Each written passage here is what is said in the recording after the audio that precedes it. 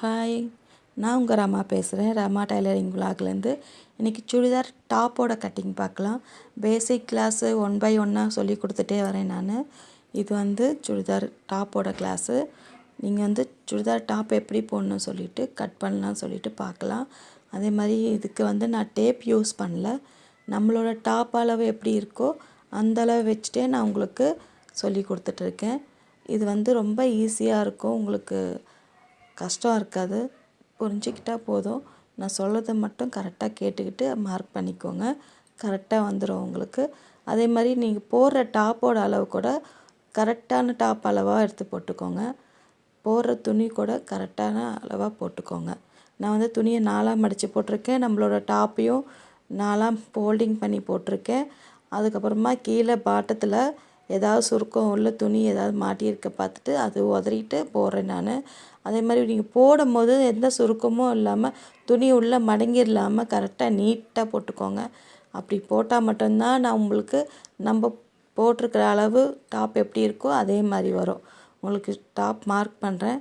2 ஷோல்டரும் mark பண்ணியிருக்கேன். அதுக்கப்புறமா ஆம்கோல் கிட்ட நம்மளுக்கு எக்ஸ்ட்ரா துணி எவ்வளோ இருக்கோ அந்த எக்ஸ்ட்ரா துணியும் சேர்த்து வச்சு மார்க் பண்ணிக்கோங்க. அதுக்கப்புறம் ஓப்பன் கிட்ட மட்டும் ஒரு 1 inch எக்ஸ்ட்ரா கொடுத்துக்கோங்க. கீழே பாட்டம் சைடும் எக்ஸ்ட்ரா 2 inch கொடுத்துக்கோங்க. சைட்லேயும் 1 inch கொடுத்துருங்க. அதுக்கப்புறம் நெக் மார்க் பண்ணிகிட்ருக்கேன். நெக்கோட அளவு ஹைட் என்ன இருக்கோ சேம் அந்த ஹைட்டே மார்க் பண்ணிக்கோங்க, ஒன்றும் பிரச்சனை இல்லை. அதுக்கப்புறம் ஆம்கோலில் பெண்டுக்கிட்ட என்ன அளவு வருதோ பார்த்துட்டு அந்த அளவும் மார்க் பண்ணிகிட்ருக்கேன் நான். நம்ம மார்க் பண்ண இடத்துல நம்மளோட நெக்கோட அளவு என்ன ஹைட் போட்டிருக்குமோ அந்த அளவுக்கு நான் ரவுண்ட் நெக்கே போடுறேன். டிசைன் நெக் எதுவும் போடல. அதுக்கப்புறமா நம்ம ஷோல்டர்கிட்டேருந்து கீழே ஆம்கோலுக்கு ஒரு பாக்ஸ் மாதிரி வரைஞ்சிக்கோங்க. வரைஞ்சிட்டு நம்மளும் அளவு பெண்டு போட்டிருக்கோம் இல்லையா, டாப்போட அளவுலேருந்து பார்த்துட்டு சேம் அந்த பெண்டுக்கு ஏற்ற மாதிரி நம்ம அந்த வளைவு கொடுத்துக்கோங்க. கொடுத்துட்டு சைடில் நம்மளுக்கு என்ன அளவு ரெடி அளவு தையல்கிட்ட மார்க்கிங் என்ன அளவு வருதோ அதுவும் ஒரு கோடு ஒன்று போட்டுக்கோங்க. அப்போ தான் நம்ம போட்டிருக்கிற அளவு டாப்பை விட எக்ஸ்ட்ரா துணி எவ்வளோ இருக்குன்னு சொல்லிட்டு தெரியும். நீங்கள் கரெக்டான அளவு பிடிச்சிட்டு ஃபோல்டிங் கரெக்டாக பிடிச்சிட்டு கொஞ்சம் இழுத்து வச்சு மார்க் பண்ணிக்கோங்க. அப்போ தான் அது கரெக்டாக வரும். ஒரு 1/2 inch தள்ளி மார்க் பண்ணால் கூட பிரச்சனை இல்லை. உள் பக்கமாக மட்டும் மார்க் பண்ணிடாதீங்க, அது அப்புறம் உங்களுக்கு டைட் ஆகிடும். அதே மாதிரி மார்க்கிங் போட்டது எப்படி போட்டிருக்கோமோ சேம் அதே மாதிரியே நீங்கள் கட் பண்ணியும் எடுத்துருங்க. நெக்கு கட் பண்ணிவிட்டேன், ஷோல்டரும் கட் பண்ணிகிட்ருக்கேன்.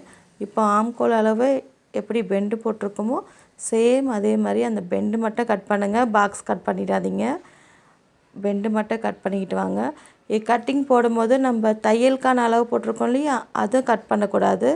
எக்ஸ்ட்ரா துணி ஃபஸ்ட்டு மார்க்கிங் போடுறீங்க இல்லையா, அந்த ஃபஸ்ட்டு மார்க்கிங்கோடவே நீங்கள் கட் பண்ணிக்கிட்டு வாங்க. நான் காட்டன் துணினால என்னோடய வாட்டத்துக்காக நான் அப்படி திருப்பிக்கிட்டேன். நீங்கள் கட் பண்ணும்போது துணியை நீங்கள் திருப்பவே கூடாது. அந்த தப்பு நான் பண்ணப்போ நீங்கள் அந்த மாதிரியெல்லாம் பண்ண வேணாம். நீங்கள் எப்படி மார்க் பண்ணியிருக்கீங்க அந்த துணி அப்படியே இருக்கணும். அந்த போட்டிருக்கிற கோடுக்கு நம்மளாக போய் தான் கட் பண்ணணும். அப்போ தான் கரெக்டாக இருக்கும்.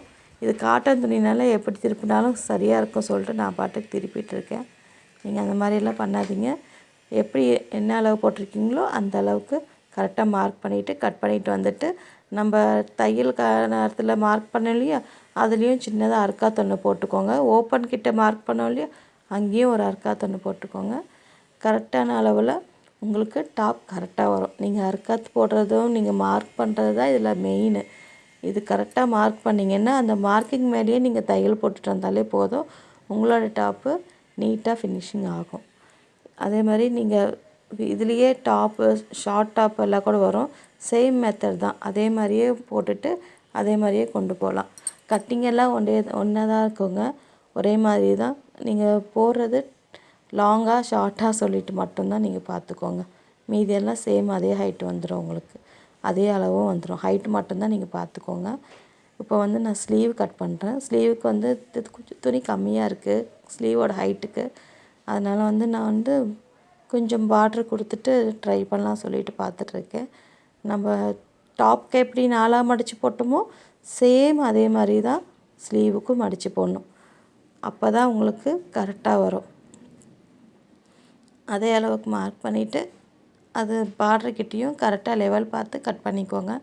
எக்ஸ்ட்ரா கொடுத்துட்டு ஒரு 1/2 இன்ச் ஜாயிண்ட்டுக்கு மட்டும் எக்ஸ்ட்ரா கொடுத்துக்கோங்க. அந்த நம்மளோட ஜாயிண்ட்டுக்கு போடுறோம் இல்லையா, சேம் அதே மாதிரியே ஒன்று மேலே ஒன்று வச்சுட்டு ஸ்லீவோட அளவு மார்க் பண்ணலாம். மார்க் பண்ணும்போது ஸ்லீவ் என்ன ஹைட் இருக்கோ சேம் அந்த ஹைட்டுக்கே இல்லாமல் ஒரு 1 இன்ச் எக்ஸ்ட்ரா கொடுத்துட்டு மார்க் பண்ணிக்கோங்க. மேலே ஜாயிண்ட்டுக்கு ஒரு 1/2 இன்ச்சு கொடுத்துட்டு மார்க் பண்ணிக்கோங்க. ஆம்கோல் ஜாயிண்ட்டுக்கிட்ட கரெக்டாக பார்த்து மார்க் பண்ணிவிட்டு அந்த அளவுக்கு கரெக்டாக கோடு போட்டுக்கோங்க. நம்ம டாப்புக்கு எப்படி கரெக்ட் மெஷர்மெண்ட் போட்டு கட் பண்ணுமோ சேம் எக்ஸ்ட்ராவோட சேர்த்து இதுக்கும் அதே மாதிரி எக்ஸ்ட்ராவோட சேர்த்து தான் நீங்கள் ஸ்லீவ் பண்ணதுக்கும் கொடுக்கணும். அது அப்போ தான் உங்களுக்கு வந்து ஏற்ற இறக்கம் வராமல் வரும். ஸ்லீவ் ஜாயின் பண்ணும்போது ஈஸியாக தான் இருக்கும். ஆல் த பெஸ்ட் எல்லாருக்கும். ஈஸி ப்ராசஸில் சொல்லி கொடுக்குறேன், கற்றுக்கோங்க. தேங்க்யூ டு வாட்சிங்.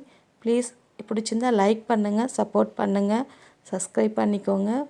யாருக்காவது உங்கள் ஃப்ரெண்ட்ஸுக்கு